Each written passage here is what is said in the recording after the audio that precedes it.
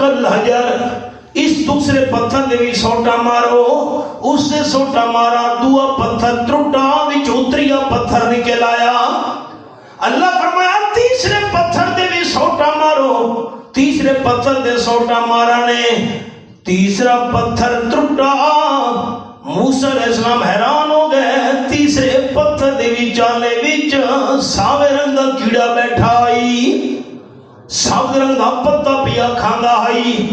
اللہ نے کیڑے دی آواز موسیٰ علیہ السلام نے سنا دیتی، او بے زبان کیڑا تیسرے پتھر دے وشکار درمیان ایک پردہ بیٹھائی، سبحان من یرانی